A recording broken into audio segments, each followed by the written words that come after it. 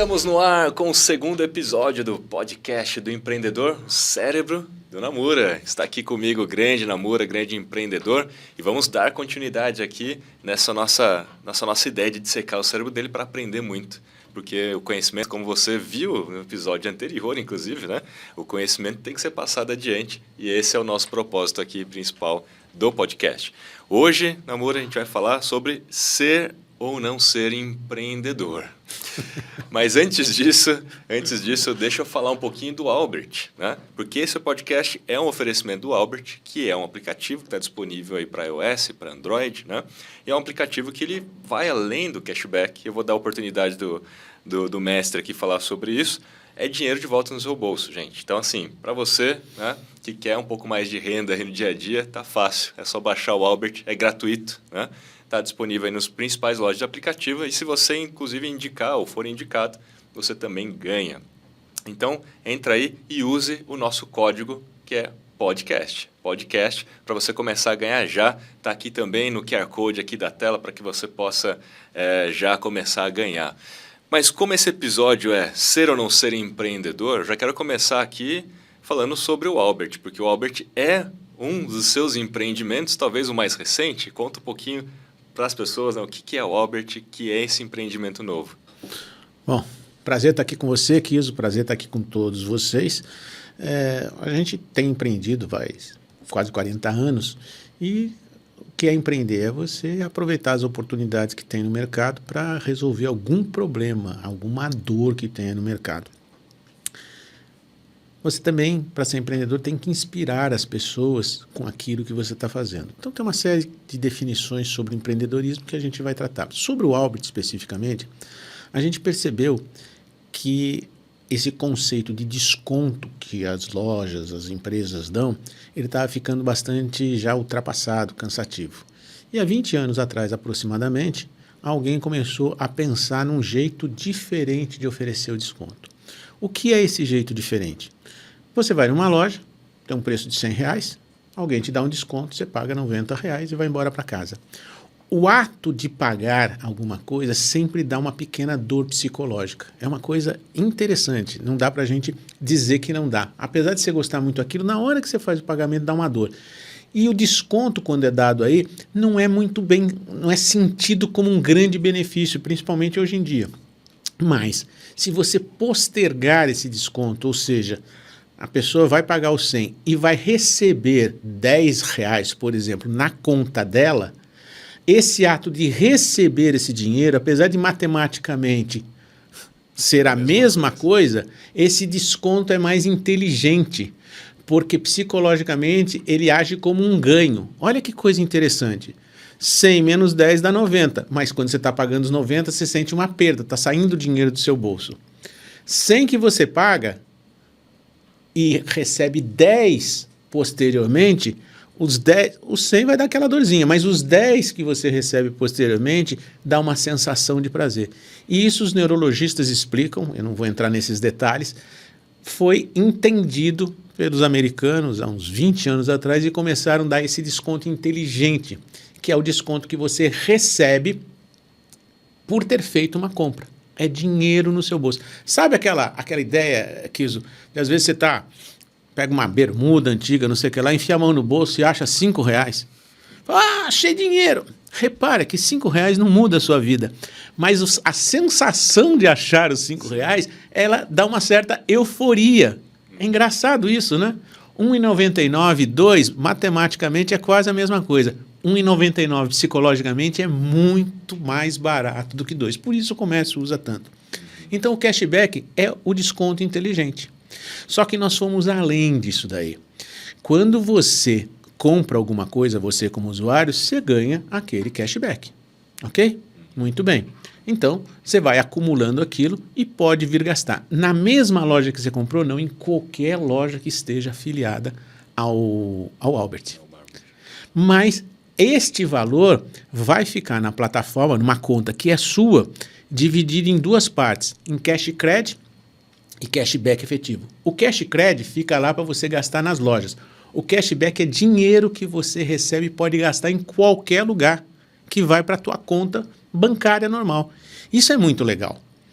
E mais, se você indicar um amigo, quando esse amigo comprar alguma coisa, você ganha, ele vai ganhar um cashback e você vai ganhar mais ou menos 10% do valor que ele ganha. Quando? Em todas as compras que esse amigo fizer pelo resto da vida. Porque esse amigo está, na hora que você indica, e como é que você indica um amigo? É só quando você baixa o Albert, tem o seu QR Code, que é o seu código. Você mostra o código para ele e ele passa a baixar, ele baixa o Albert com esse QR Code seu. Para o resto da vida ele está linkado. Então o que acontece? Todas as vezes que esse amigo fizer compras em qualquer loja, médico, advogado, ou seja, usar o Albert, ele vai ganhar cashback, você ganha um cashback em cima dele. Para sempre. Para sempre. Por isso é a diferença. Ele permite você uma renda extra, vitalícia pelo resto da vida e crescente, porque quanto mais pessoas você indica, mais essas pessoas compram em mais lojas cadastradas e isso gera uma receita. A gente faz umas contas quando a gente apresenta o Albert, você vai poder ver isso, gigantescas. Gigantescas. Ou seja, é como você se tornasse sócio da empresa que você está comprando. Você está comprando, por que ela paga o cashback para você? É um jeito de recompensar o fato de você ter comprado alguma coisa naquela loja. Mas ele não recompensa só as suas compras, ele recompensa as suas indicações. Tem nada a ver com esses processos aí, como é que chama de pirâmide, essas coisas? Não é nada disso. É simplesmente você indica uma pessoa, indica outra. Conforme elas vão comprando, elas vão recebendo cashback e uma parte desse cashback vem para você. E não é mágica, né? Porque a gente está falando aqui de custo de aquisição de cliente. É Então, isso. assim, ela está transferindo um custo de aquisição de cliente para o próprio cliente, porque provavelmente até sairia mais caro trazer aquele amigo seu, né?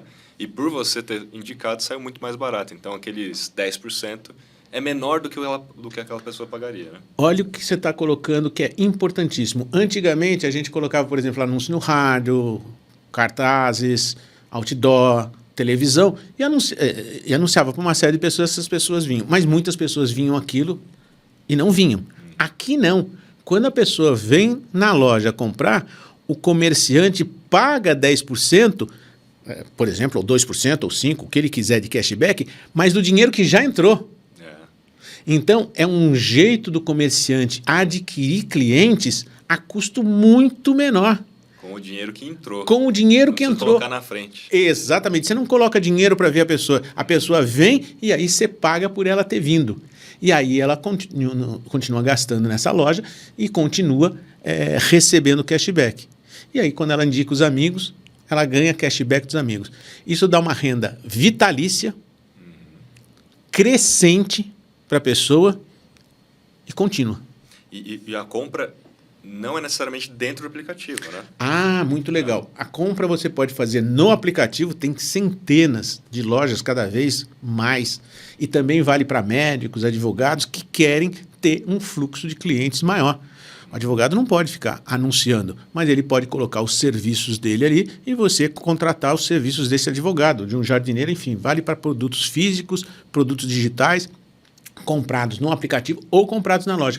Ah, eu não tenho. Chega na loja e fala a seguinte coisa, você recebe pelo Albert? A pessoa fala sim, pronto. Vai ter um QR Code, na hora que você for fazer o pagamento, é só apontar o teu celular para o QR Code e a coisa está feita. É muito fácil, muito simples e muita gente está entrando e tendo as vantagens. Essa foi uma engenharia financeira que a gente conseguiu construir bastante evoluída. Não, quando você me contou a primeira vez, eu fiquei assim... É aquela história que a gente está falando, né, do gênio. Como é que alguém não pensou nisso antes? Né? Gênio. E por que chama Albert? Está aqui a nossa inspiração, não é isso? Que legal. Acho que no episódio 1 você me perguntou de algumas pessoas que me inspiravam e eu citei o Ayrton Senna pela perseverança e o Steve Jobs pela inovação. Faltou citar o Albert Einstein pela genialidade. A gente falou tanto de genialidade, né? Inteligente é aquela pessoa que acerta um alvo que todo mundo está vendo. Genial é aquela que acerta um alvo que ninguém viu. Esse cara acertou coisas. Não sei se você sabe, Kiso, isso aqui, o celular, quando a gente usa os mapas, tem satélites que estão fazendo todo o georreferenciamento aqui. Mas tem um tempo para o sinal ir daqui até o satélite e voltar. É curto, mas existe esse tempo. Esse tempo, se a gente usasse as fórmulas normais da física, fariam com que você errasse a colocação do teu carro aqui em até 300 metros. São as fórmulas do Einstein que permitem você corrigir isto e o teu carro ficar exatamente em cima do local que você está. Então, não sei se você sabe, mas você está usando o celular, e ele está funcionando, porque esse gênio criou algumas equações, essa é a mais famosa, E igual a mc². Então, como o nome dele é Albert Einstein, e ele é uma pessoa que inspirou e transformou a vida de todos nós no planeta, nós fizemos uma homenagem também, chamando o nosso aplicativo de Albert, porque a gente quer inspirar e transformar a vida de muitas pessoas no planeta. Muito bem. Gente, melhor explicação possível para a gente começar esse episódio sobre empreendedorismo, né? Bom, essa pergunta não vale para você, né? Ser ou não ser empreendedor.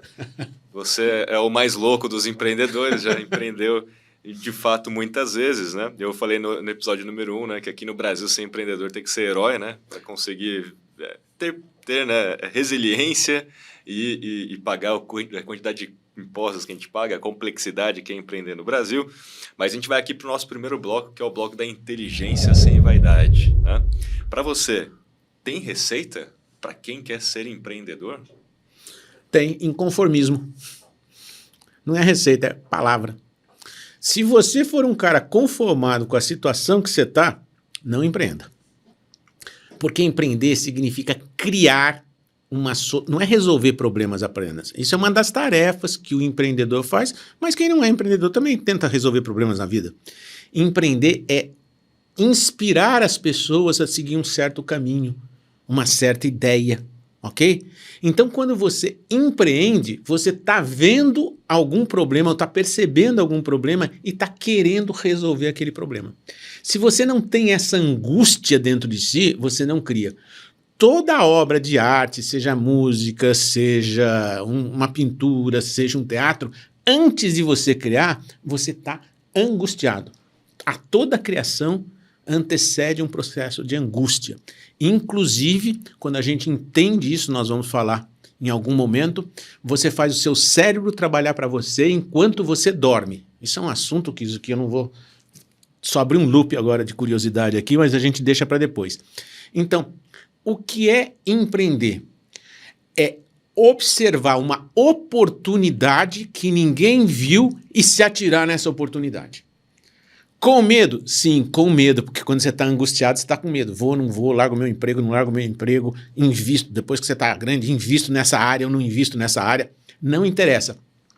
Empreender significa visualizar oportunidades e se jogar nessa oportunidade. Como você faz isso de uma forma coerente, minimizando os riscos, tendo processos que permitam você se proteger dos riscos inerentes que existem, tudo isso a gente vai tratar. Mas em empreender, você precisa ter essa angústia. Não está satisfeito com o teu emprego, não está satisfeito com o teu trabalho, viu uma coisa que ninguém viu, por que ninguém não resolve esse tipo de coisa? Eu participo de uma empresa chamada Lady Driver, que é o Uber das mulheres, já fiz um jabá para o Uber aqui, só tem motoristas mulheres e passageiras mulheres. Como é que nasceu essa empresa? A CEO desse empreendimento um dia pegou um aplicativo de mobilidade, chamou a pessoa que, enfim, dirigia, e foi assediada. Ao ser assediada, ela ficou muito chateada. O que ela podia fazer? Fazer um BO, fazer isso, aquilo. Ela falou assim, peraí, se eu fui assediada, outras pessoas talvez estejam sendo assediadas. E saiu perguntando para algumas mulheres se algo desse tipo já tinha acontecido. Acho que você, que é a mulher que está me assistindo, sabe a quantidade de vezes que você é assediada de todas as formas, no emprego, no trabalho, no ponto de ônibus, enfim. E ela percebeu que isso era uma constante. Então ela fez a seguinte pergunta, você se sentiria mais confortável se você fosse pegar um aplicativo desses e a motorista, em vez de ser homem, fosse mulher? Ela relata que a grande maioria que ela perguntou, mas a grande, assim, quase beirando 100%, disse, claro, seria bom para mim. Inclusive, meus filhos, minhas filhas pequenas, que eu peço para levar na escola, às vezes eu preciso de um carro que faça isso porque eu estou ocupada, eu preferia que fosse uma mulher. Deu estalo, ela falou, tá aqui uma oportunidade de prestar um serviço para a sociedade que não é prestado. E abriu a Lady Driver, que explodiu no mercado. Então, ser empreendedor significa visualizar uma oportunidade e querer resolver. Se é uma oportunidade, tem um problema que você quer resolver. Isso é ser empreendedor. E tem um ponto aí que eu acho que é legal, que é enxergar a oportunidade diante de um problema a ser resolvido, que é um problema comum a várias pessoas, e não só você, né? Porque tem muita gente que fala assim, eu tive uma ideia brilhante, né? Mas é uma ideia que assim, só ela enxerga, só ela tem aquele problema. E é diferente de oportunismo, porque assim, a oportunidade me parece que tem a ver com um problema a ser resolvido que de fato vai ajudar a sociedade, como você falou, ou aquele grupo de pessoas que são semelhantes. Diferente do oportunismo, que não tem a ver com um problema e só enxergou mesmo a oportunidade de ganhar mais dinheiro em cima dos outros, né? Oportunismo é sinônimo de egoísmo nos negócios. Oportunidade, não, você está querendo resolver o problema do outro, então é altruísmo. Dá para entender a diferença entre Sim. egoísmo e altruísmo? No egoísmo você pensa em você. Esquece, cara. As pessoas vão perceber, você vai se dar mal. Oportunidade, quando você vê uma oportunidade, porque é um problema geral e você vai resolver isso e as pessoas vão te pagar por você estar resolvendo isso. É muito diferente. Quando você fala em ter um propósito, é isso que cada vez mais as pessoas estão ficando esclarecidas, elas percebem se tem um propósito válido por trás daquilo ou você está simplesmente querendo ganhar dinheiro. No livro do O Propósito, né, do Joy Raymond, ele fala muito sobre isso, né? Que hoje em dia não é possível, mas não é concebível mais você criar uma empresa para ganhar dinheiro. Ganhar dinheiro é a consequência daquilo que a empresa faz, né, para resolver as dores, os problemas e tal da sociedade ou num grupo de pessoas. Porque você faz aquilo com paixão, você faz aquilo porque aquilo tem o altruísmo, né? Aquilo é maior do que, de fato, a ideia de se ganhar dinheiro, né? Então, tudo é uma consequência. Faz sentido isso para você? Total. Repara a seguinte coisa, nós não estamos aqui dizendo que você não deve ganhar dinheiro. Não, vá atrás de ganhar dinheiro. Senão a empresa não se sustenta, você tem que ter lucro. Isso não tem problema nenhum.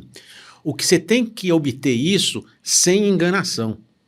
E aí, quando é oportunismo, você até ganha dinheiro algumas vezes, mas daqui a pouco alguém percebe que tem um truquezinho lá por trás e você vai ser banido do mercado porque a informação corre muito rápido.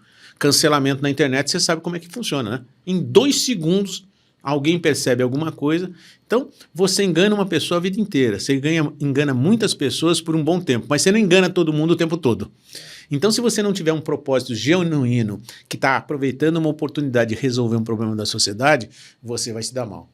Quer ganhar dinheiro? Não tem problema nenhum. Esse pode ser o primeiro teu objetivo e eu aconselho você a pensar nisso, fazer suas continhas para sobreviver, fazer o seu negócio começar e sobreviver, porque senão acaba teu caixa, né? É limitado para todo mundo. Só que por trás dessa sua vontade de subsistir através do teu negócio, você precisa prestar um serviço para as pessoas. E aí é que aparece a ideia de propósito. Propósito inicial, não estou satisfeito aqui, vou abrir um negócio, vou sustentar minha família, é um propósito nobre sustentar sua família. Mas depois você pode ajudar a sustentar outras famílias. Você pode ajudar a resolver um problema que nem essa menina. É lógico que a sociedade está pagando para ela. Tinha um problema que ninguém resolvia. Tem uma lei que eu falo, a lei dos 95%. Anota essa porque eu acho que é legal. Eu sei o que as pessoas estão pensando em 95% do tempo. Parece arrogante, né? Um dos blocos, né? Inteligência sem arrogância. Inteligência sem arrogância. Então, o que eu quero mostrar não é eu sei, você sabe. Sabe no que as pessoas estão pensando em 95% do tempo? Nelas mesmas. Eu estou aqui porque está me dando um prazer genuíno distribuir esse conhecimento. E mais do que isso, ao distribuir esse conhecimento, se você gostar, se você vier me seguir, as minhas redes sociais vão crescer. Que bom, mais gente vai saber disso. E mais gente sabendo disso vai falar para outras pessoas. E isso cresce e vira uma comunidade de troca de aprendizado e negócios vão sair. Genuíno isso. Então, o que as pessoas estão pensando em 95% do tempo? Nelas mesmas. Então, a diferença é que se você sabe que a pessoa está pensando nela, pense também nela e não pense em você. Eu, quando vou para a venda, Eu sempre fico olhando para o camarada e pergunto qual é o problema, qual é a dor. Eu começo a pensar no que ele está pensando. Quando eu entendo o que ele está querendo, eu procuro nos meus produtos e serviços ver se algum deles resolve aquele problema, aquela dor. Se resolver, dá match na hora. Eu falo assim até nas minhas palestras, né, que a jornada do cliente, que é baseada ali basicamente em 5 passos, né, descoberta, consideração, conversão, experiência própria, experiência compartilhada. O começo da jornada é sobre você, é sobre o potencial cliente, é sobre pensar nas dores, necessidades, desejos. O que essas pessoas já estão buscando no Google? Crie conteúdo sobre isso, porque é isso que elas querem, né? Já no meio ali perto da conversão, aí é sobre mim, porque eu tenho que falar para você, né, quais são os meus diferenciais, quebrar suas objeções, né, me comparar às vezes com o concorrente para você tomar uma decisão mais acertada. Depois da compra, é sobre eu e você. É sobre o relacionamento, né? Como é que a gente continua juntos daqui para frente, né? Porque tem que haver a recorrência, né? As pessoas precisam continuar sendo clientes. Não adianta vender por vender, porque a maioria das pessoas, assim, só se preocupa com o tal do funil de vendas. Vamos vender, vender, vender, vender e esquece de quem é cliente. Não é isso que acontece? Olha, aula do Kiso. Perfeito isso que ele disse. E essa parte final custa pelo menos, eu vou dar de barato aqui, 5 vezes mais você conquistar um cliente novo do que manter um cliente antigo. E você pode fazer upsell para esse cliente antigo depois de um certo tempo, porque você criou essa comunidade com ele, ele confia em você. Adquirir a confiança é um negócio que demora tempo, mas depois que ele confia em você, perder a confiança dele é assim, questão de segundos. Se você não perde a confiança, você vai fazer upsell e você vai ter um high ticket, coisas maiores que você vai vender e ele vai ficar muito tempo com você nutrindo a sua empresa. Você nutre ele com conhecimento, com as coisas que ele deseja, porque você já pesquisou o que ele quer, o que ele sente, o que ele gosta, o que ele precisa. Então você vai nutrir ele com estas coisas. E ele nutre com os recursos. Então, você pode vender um produto a R$ 5,90, R$ 6,90, um ticket de entrada. Quando a gente for falar em marketing digital, a gente fala bastante disso, destrincha. Mas para quê? Para conquistar o cara. O ROI, retorno sobre investimento, às vezes é negativo. O pessoal de marketing que pensa só em ROI fica desesperado. Eu não fico desesperado. Na área de educação, a gente fica com o camarada há 10, 12 anos. Eu tenho clientes meus que estão comigo há 22 anos. Olha o lifetime velho disso aí. E o ticket, o CAC para atrair esse cara foi alto e foi negativo. O ROI deu negativo.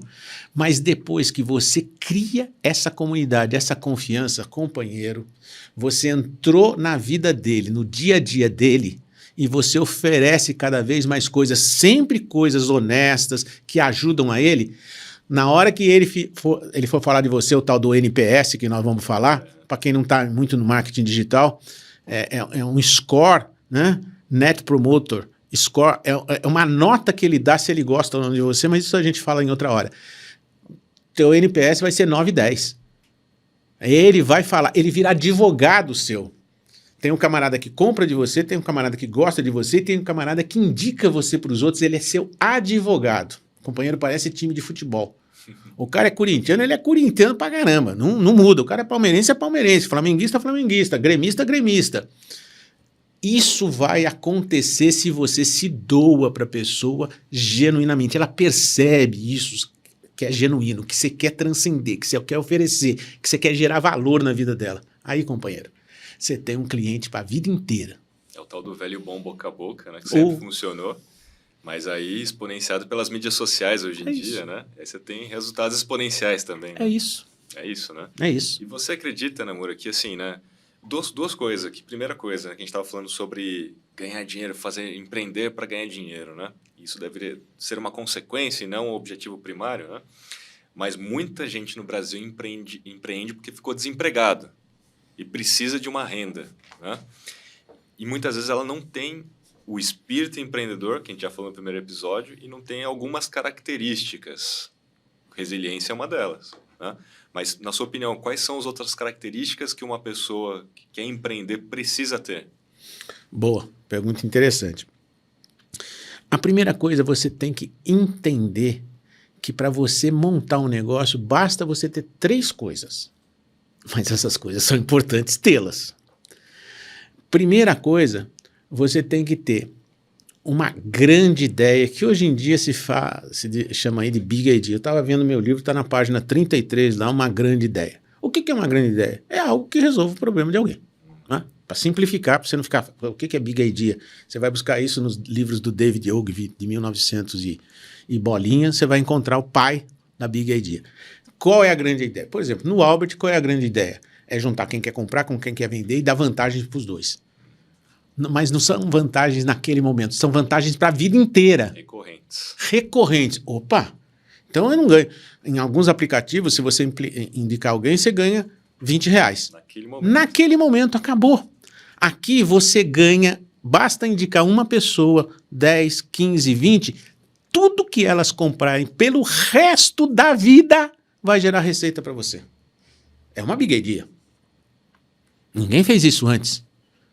O camarada, por comprar e por indicar, fica sócio das empresas que ele compra, ele é sócio daquelas empresas porque ela paga alguma coisa e quando ele indica os amigos dele, ele vira partícipe dos ganhos dessas pessoas. A gente faz isso. Eu venho aqui, estou com uma série de aplicativos aqui. Quantas vezes eu já não olhei para um aplicativo desse e falei, Kiso, você já viu esse aplicativo aqui? Pô, baixa que é legal pra caramba. Eu faço isso gratuitamente, essa empresa não está me pagando nada por eu ter indicado. Com o Albert, quando você indica uma empresa, você passa a ser sócio dessa empresa. É uma Big Idea? Sim. É uma Big Idea. Vai ganhar pro resto da vida? É uma Big Idea.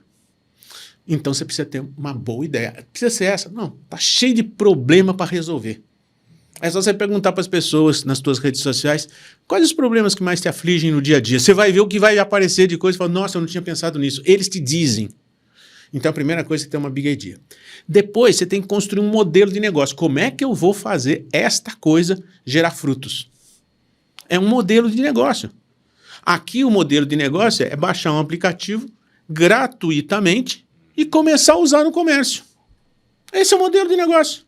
E como é que eu me cadastro? Baixa. Você já não baixou uma pancada de aplicativos? Você baixa. E eu vou lá na loja e faço o quê? Pergunta. Você aceita o Albert? Não é cartão, não é nada. O cara fala, você tem o Albert aí? Tenho. Tá bom. Na hora que ele for fazer a conta, você apresenta o celular para ele, ele vai ler o teu QR Code automaticamente e o dinheiro vai aparecer na tua conta. Então, tem que ter um modelo de negócio. Se é uma escola, cobra uma mensalidade. Se é uma autoescola, faz de um outro jeito. Cada um faz de um jeito o seu modelo de negócio. Então, a segunda coisa, uma grande ideia, um modelo de negócio. E depois você faz aquele modelo de negócio virar um produto. Tem gente que chama de MVP, tem vários nomes aí. Ou seja, você faz um teste de mercado para ver se aquela coisa funciona. E aí você vai alterando um pouquinho, que a gente chama de vamos pivotar. Se às vezes vai nessa direção, alguém te fala, não, mas não é isso que eu quero isso. Você vai arrumando o teu negócio até que ele encaixa melhor. Só 3 coisas você precisa para montar uma empresa. Depois eu vou falar da pessoa. Você precisa de uma Big Idea, você precisa de um modelo de negócios e você precisa testar na prática para ver se essa coisa funciona ou se errou em alguma coisa. Se ela entrega valor. Se ela entrega valor. Se entregar, vão te dar o retorno financeiro. Legal. E pessoalmente, você precisa ter coragem. O que é coragem? É a ausência de medo? Não. É o enfrentamento do medo. Kiso, você dá palestras. Eu já dei, sei lá, mais de 2.000, 5.000, eu não sei quantas palestras eu dei na minha vida, mas é palestra que não acaba mais. No Brasil, nos Estados Unidos, para dar palestra nos Estados Unidos, falando inglês, para pessoas de 500 países, cada uma com uma cultura, você não sabe se vai ofender ou não, dependendo do que você fala, porque tem árabe, tem judeu, vai fazer uma piadinha errada, você... Um gesto errado, o pé para frente, enfim, é complexo fazer tudo isso. Você acha que você não fica com medo? Eu fico. Qualquer artista, quando vai entrar no palco, fazer uma peça, você pode ter certeza que 5 minutos antes ele está amedrontado. Ou seja, o medo é um mecanismo de defesa contra alguma coisa que você não sabe se vai acontecer de um jeito ou de outro. Eu estou na minha casa sentado na televisão, estou vendo um jogo do Brasil com a Bélgica. Eu fico com medo cada vez que a bola está no pé da Bélgica. Eu não estou no campo. Não é minha vida, cara. Você não fica com medo? Sim. Puta, esses caras estão perto do gol. Dá um chute. Ou seja, você não tem controle do seu medo.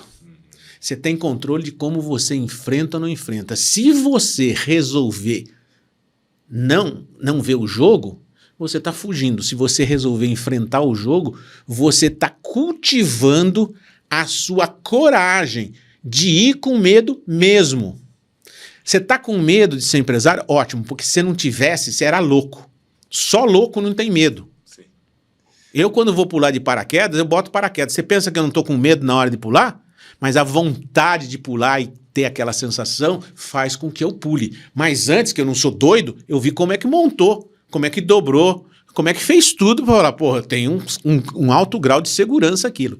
Então, se o teu negócio que você pensar tem aquelas 3 características que eu falei, Big Idea, modelo de negócio, e provou resultado, agora vai com medo. E você vai enfrentando os seus medos, vai aumentando a sua confiança, a sua segurança.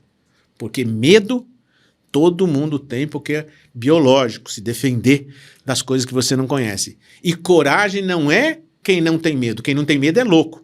Corajoso é aquele que vai mesmo com medo e enfrenta os seus medos. É isso que a pessoa tem que ter para ser empresário. Por isso que é o verdadeiro herói, né? Porque os heróis de verdade, eles não têm medo, né? Muita gente acha que o herói de verdade é aquele que não tem medo.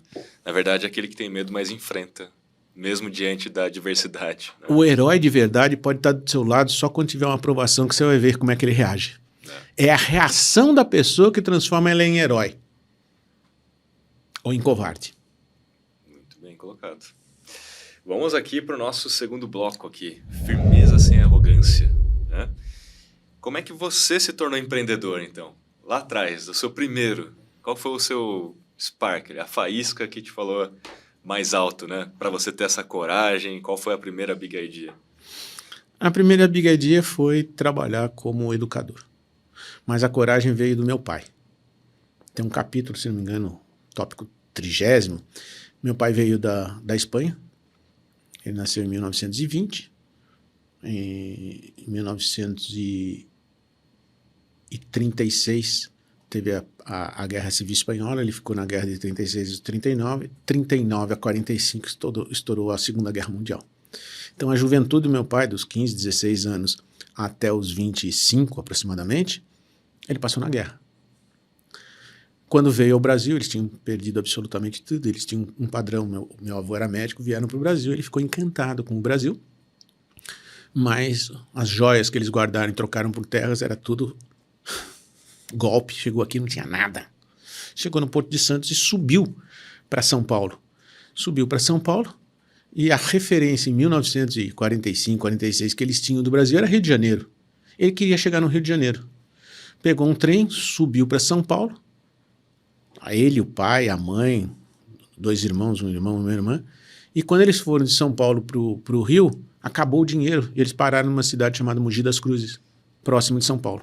Não tinham dinheiro, eles foram para o fundo de um hotel, e no fundo desse hotel eles trabalhavam para pagar a estadia e a alimentação. Lá ele conheceu minha mãe e acabou casando com ela, filha do dono do hotel. O espanhol não era fraco, não.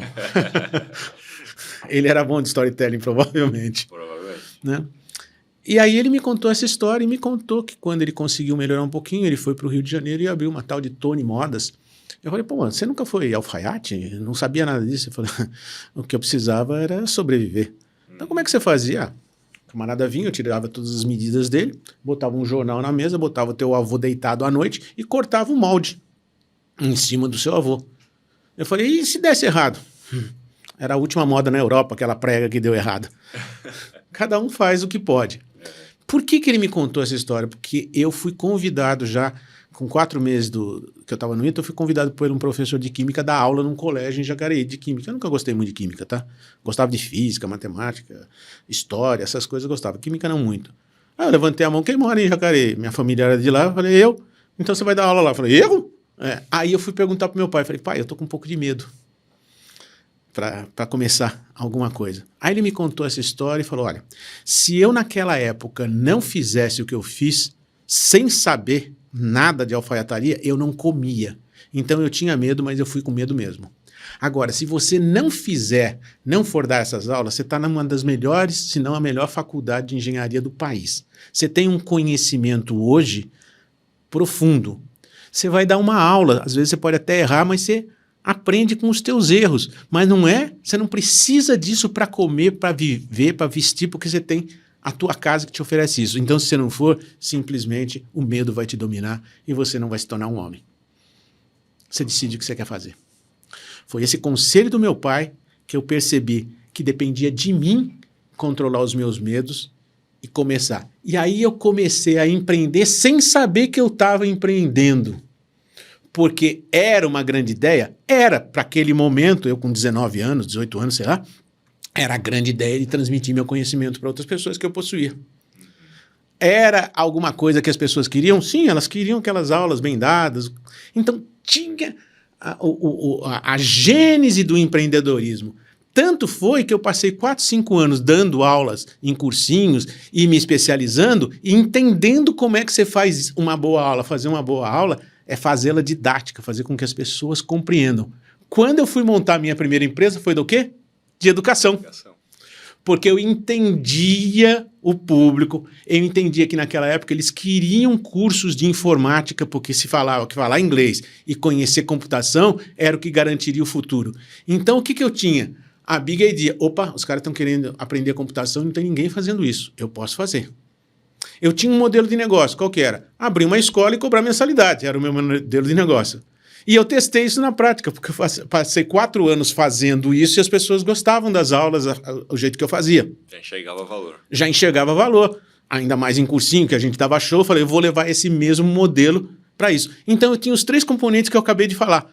Deu sucesso e eu fui. Tava com medo? Tava.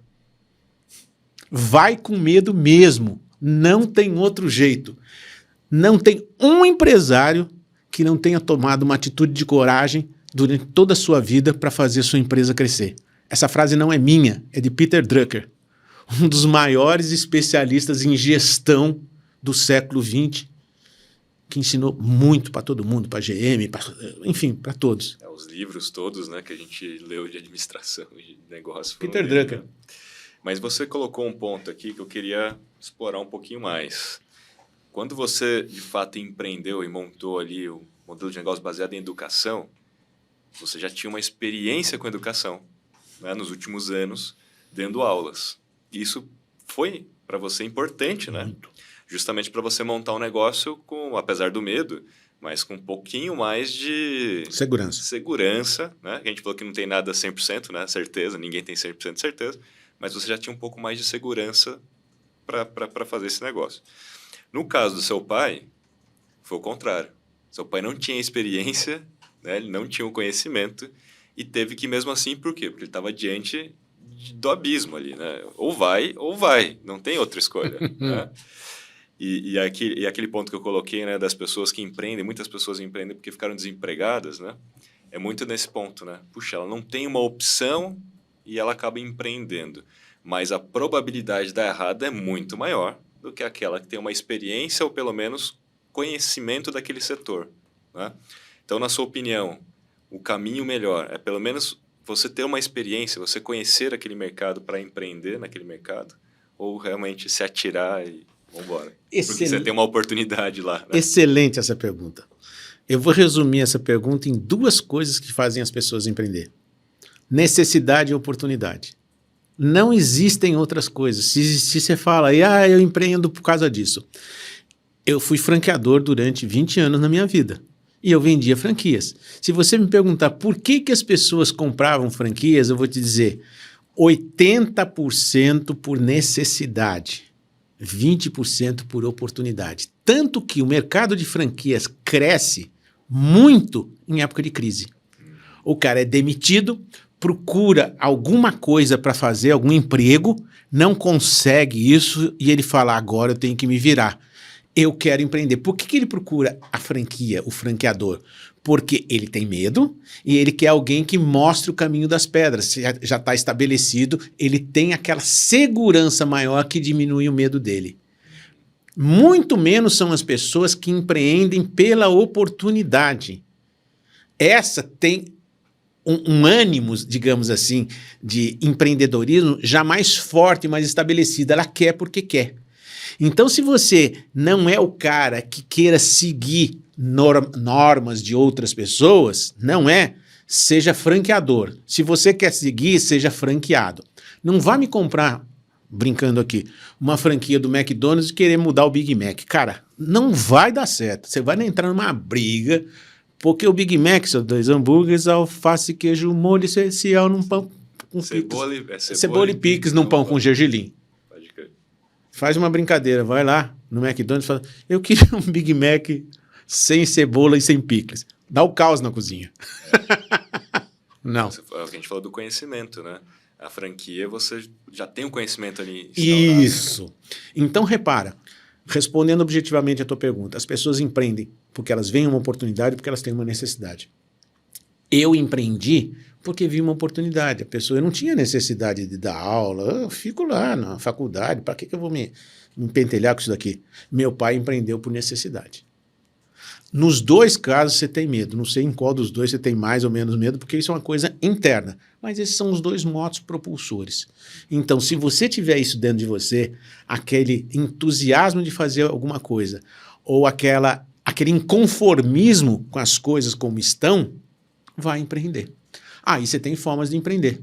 Pode comprar uma franquia, pode abrir um negócio próprio, pode empreender baixando o Albert, que é um jeito baratíssimo de você empreender, diminuir seus riscos e aumentar sua possibilidade de sucesso. Cada um vai buscar o seu caminho.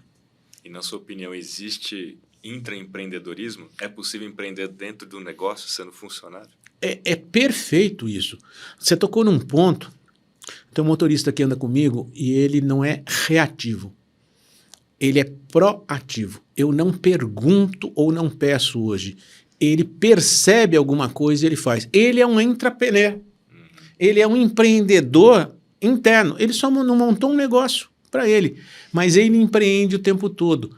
Porque o que é empreender? É ver oportunidades e se lançar. Essas oportunidades aparecem. Se você é dono de um negócio, você trabalha no negócio. Em todas as áreas aparecem oportunidades. É só perguntar para a minha galera que está aqui se eles estão ou não empreendendo. Diariamente.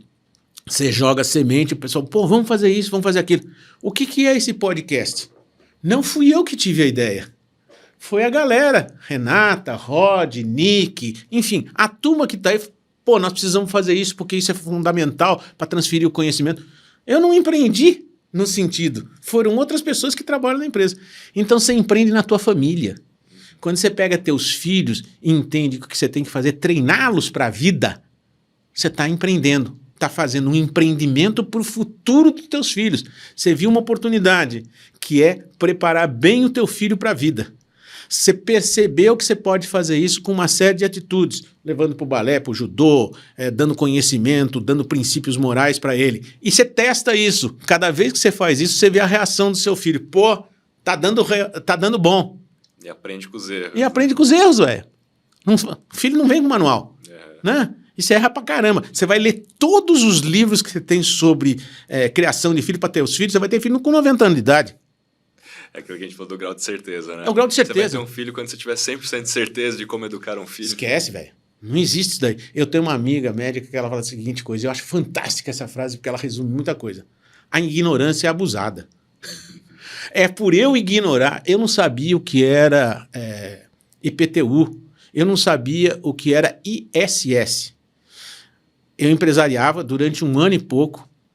O prefeito da cidade, que era muito amigo da minha família, porque ele tinha basicamente morado num hotel da minha família muito tempo atrás, por acaso ele me chamou e falou assim, escuta, você não vai pagar teu imposto?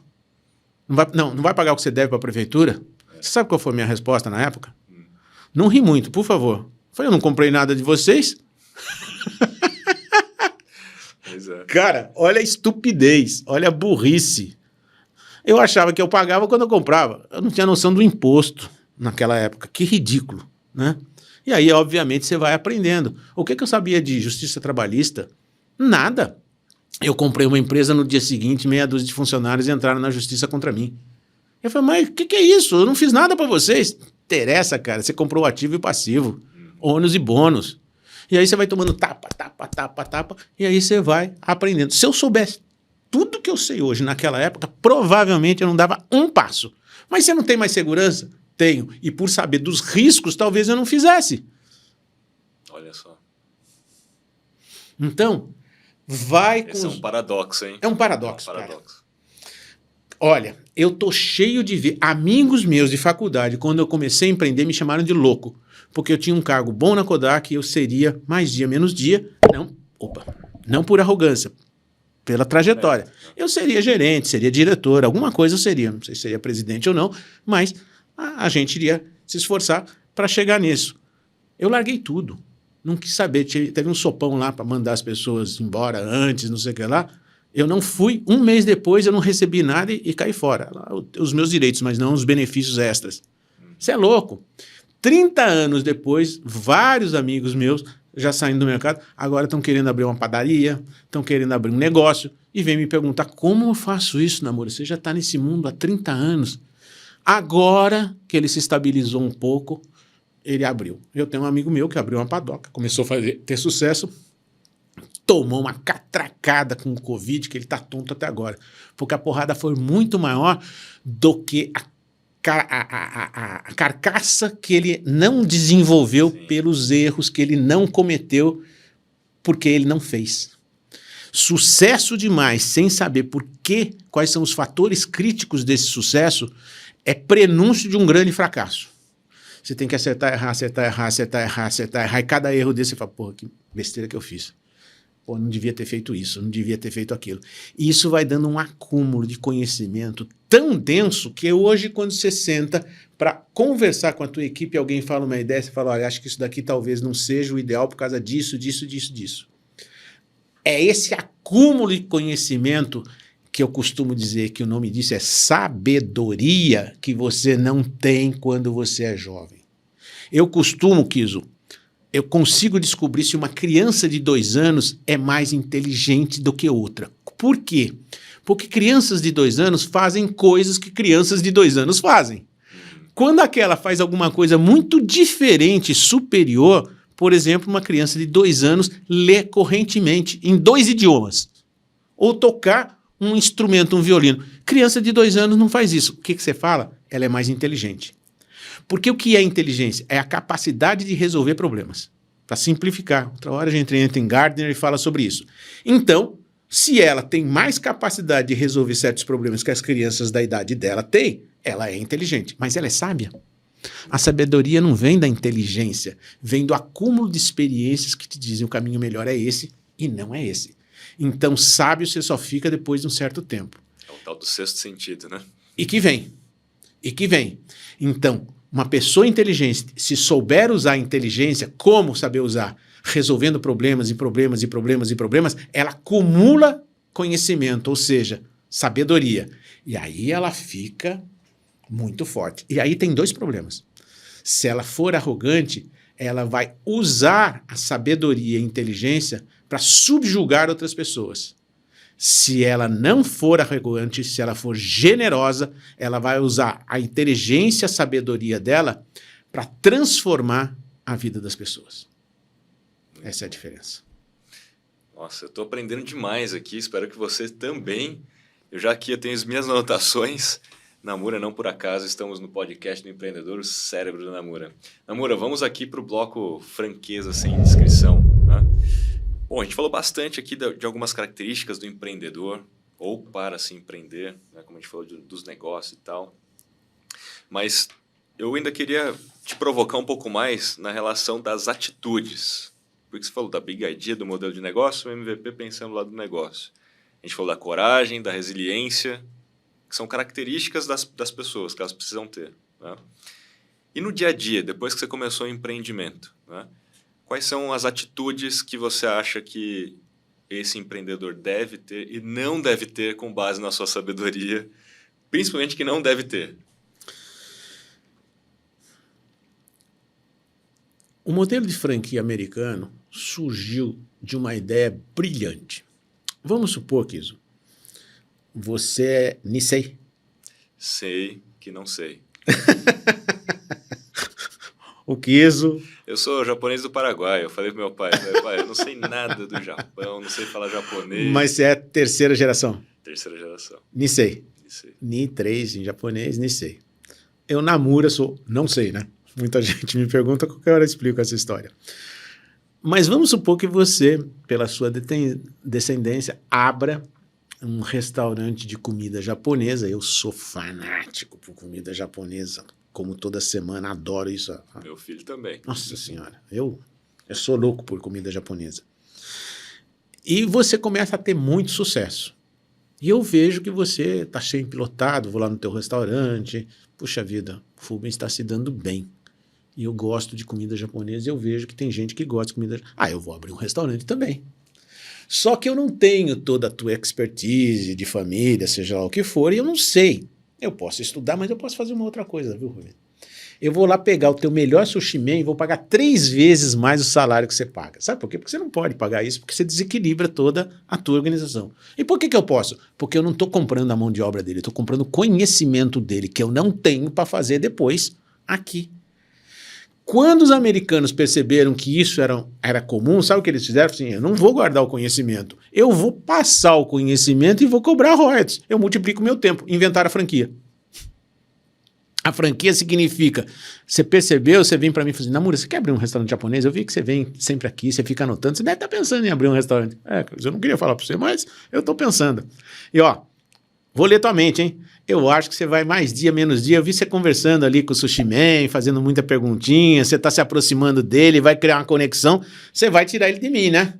Ô, Rubens, imagina, nunca vou fazer isso. Semana que vem eu vou lá e contrato o cara. Antes de eu fazer isso, você vira e fala assim, vamos fazer o seguinte, eu tenho todo esse modelo de negócio, planilhas, tudo que é feito aqui. Eu vou te entregar isso. Você me paga uma taxa para receber isso e eu te dou consultoria o resto da vida e você me paga um royalties. Pouquíssimo, obrigado, porque isso vai resolver o meu problema. Só que você faz isso com mais 50, você abre uma rede de franquia. Então, quando você começa a perceber que doar alguma coisa, generosamente, nós tratamos antes, isso traz um benefício para os outros e que se reverte em benefício para você, é esse o caminho que você tem que seguir. Então, o que você deve fazer, o que você não deve fazer? Antigamente, você não abria as ideias do teu negócio para as pessoas. Você guardava esse segredo às 7 chaves. Hoje é o contrário. Você divulga e divide isso, você corre o risco de ser copiado, você vai ser copiado. Querendo ou não. Querendo ou não, as informações estão disponíveis. Antes, quando a informação não era tão disponível, guardar o teu segredo era legal. Hoje não tem jeito mais, cara. Hoje não existe privacidade, hoje não existe segredo. Quem tem esse modelo mental está no século XX, no século XXI, isso acabou. Cada vez mais, o Google vive dos segredos que ele sabe de você que nem você sabe. É só você entrar no teu perfil no Google, no teu perfil, entra lá e vê as coisas que ele fala de você. Você vai se assustar com você. Sim. Você vai se assustar com você. Porra, mas como é que eu... Porque você deixa pegadas digitais. Então, qual é o grande segredo? É você divulgar coisas para as pessoas olharem para você e falar assim, porra, aqui tem uma fonte de saber, de conhecimento que me interessa.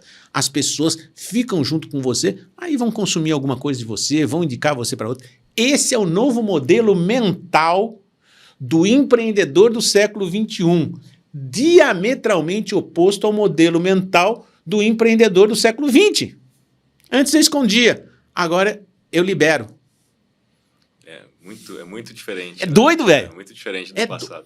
Você imagina um cara como eu que nasci no século XX, sim, a transformação que eu tive que fazer dentro de mim para mudar o meu modelo mental para estar de acordo com o modelo mental do século XXI, que é um modelo explosivo.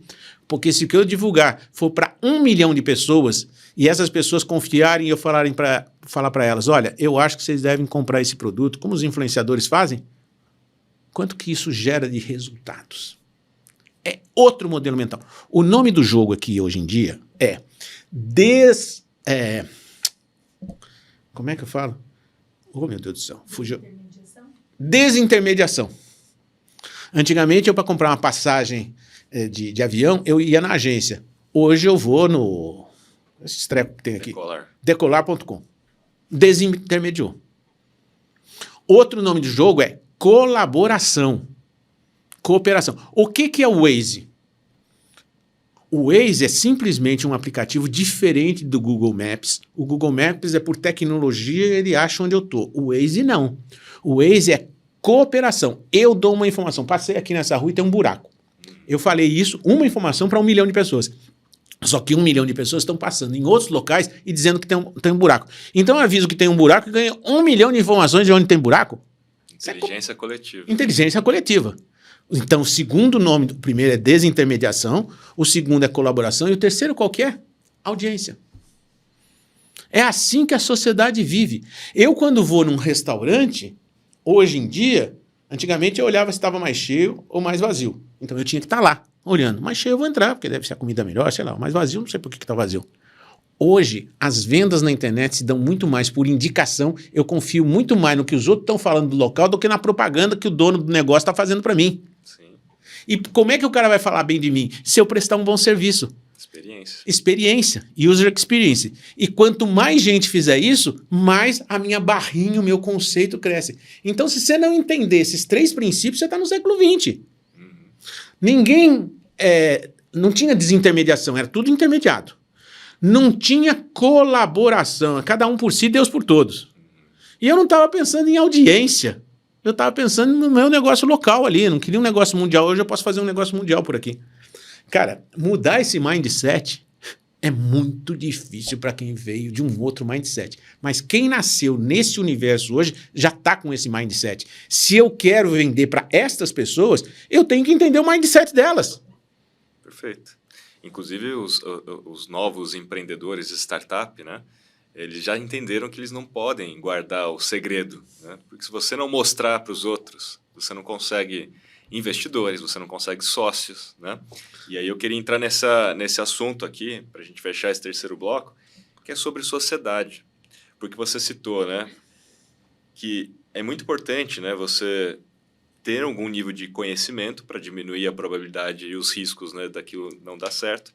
Mas quando você não tem o conhecimento, você pode ir para o modelo de franquia, porque alguém já tem aquele conhecimento e já tem aquilo estruturado, ou eventualmente achar alguém que tem aquele conhecimento e trazer como sócio. Qual é a importância de se ter um sócio no negócio, na sua visão? Isso porque a gente falou do segredo, né?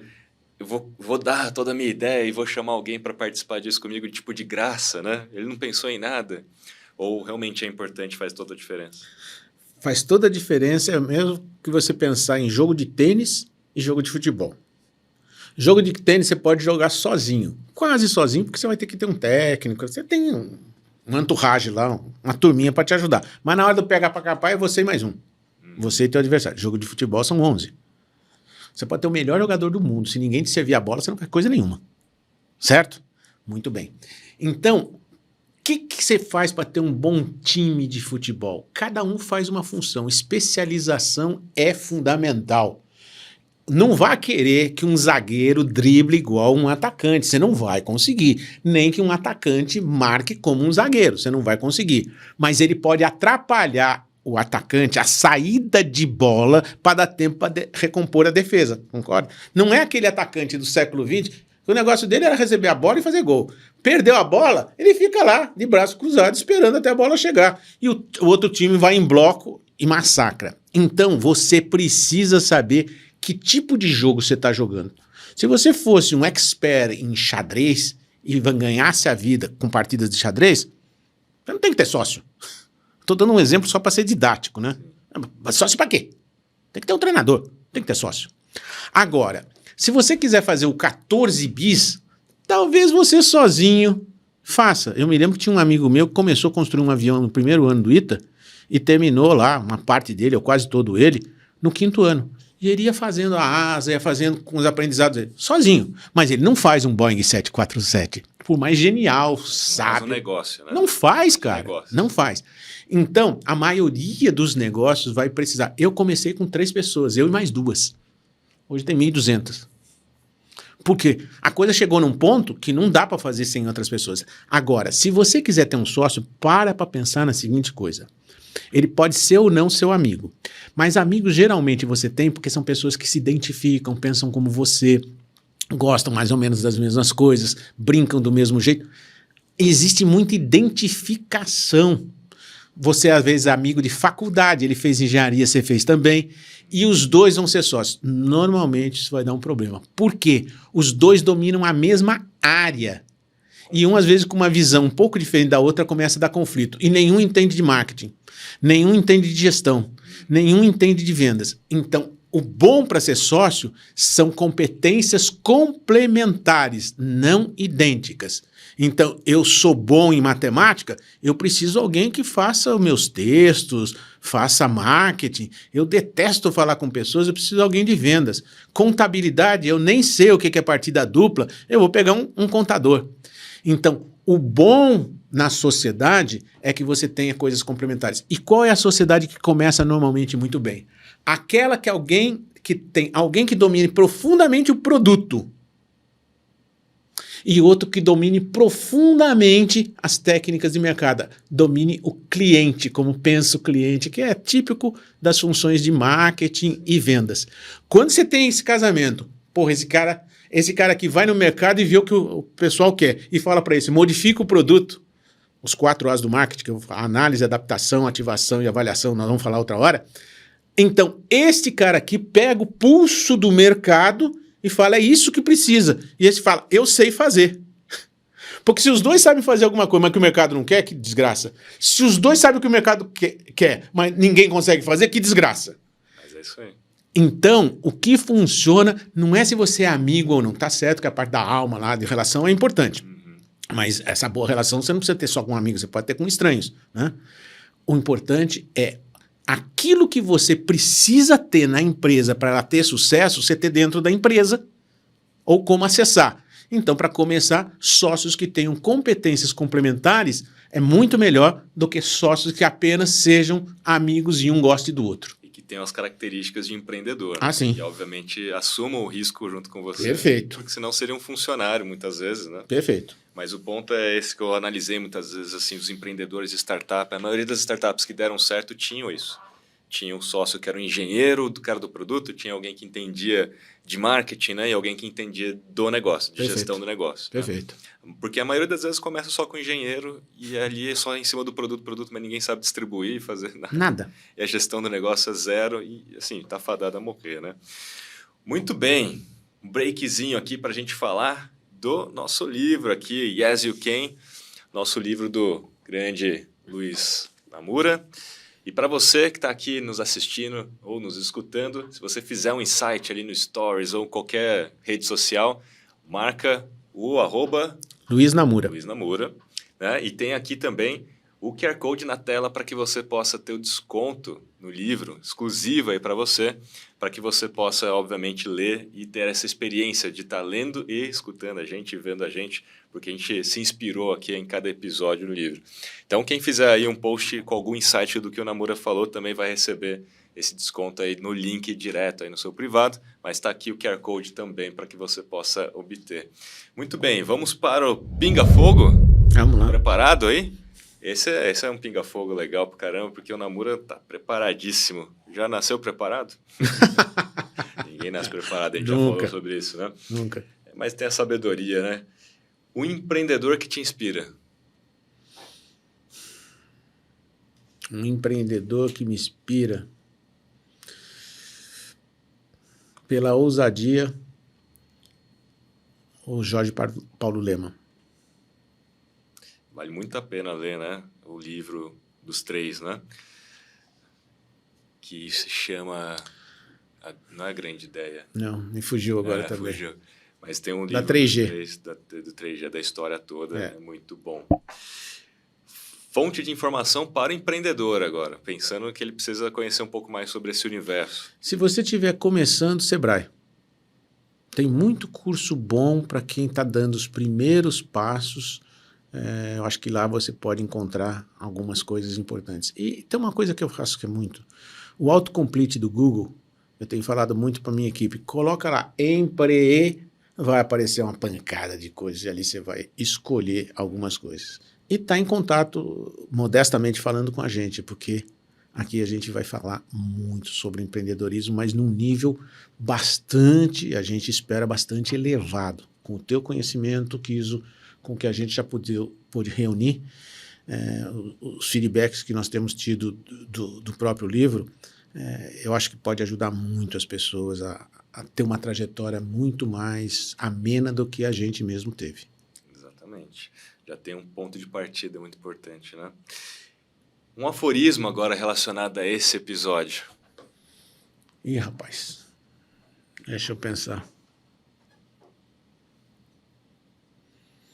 Eu tenho um aqui Me ajuda aí. que você escreveu. Que deve estar no livro. São Eu tantos.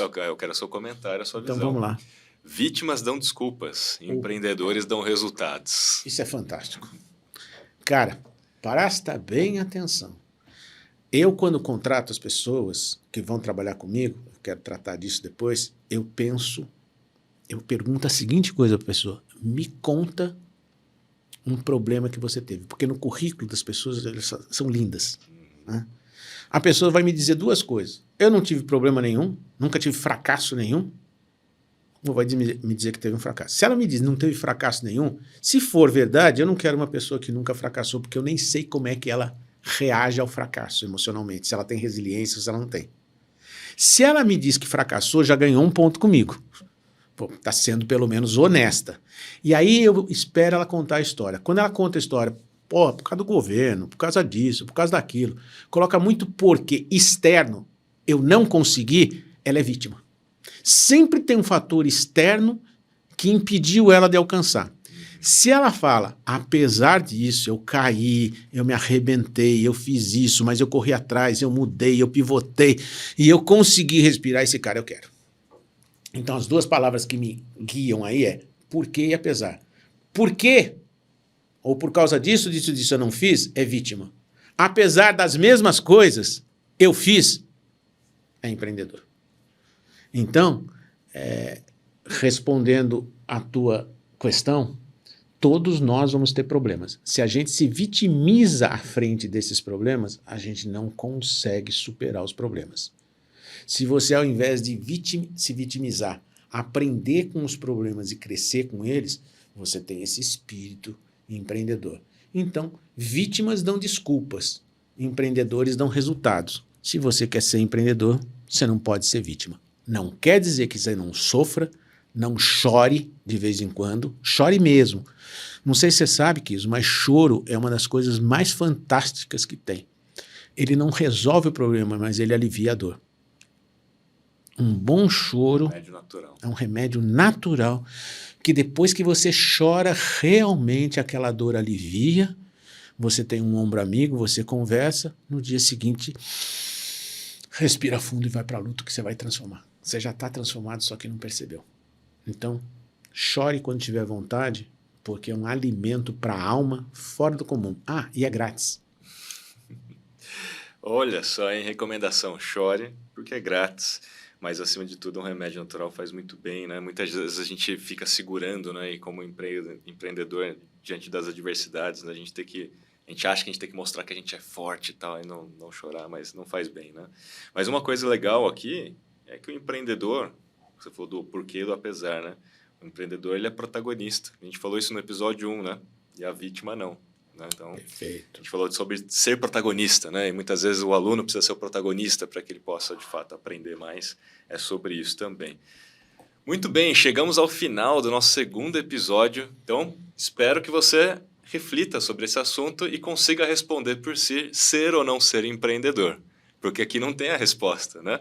Você tem que escutar e ver todo esse episódio e ler também o capítulo para que você possa refletir, porque depende do momento da sua vida, depende da experiência e da sabedoria que você já tem para aumentar ou diminuir os riscos e as probabilidades de sucesso. Né?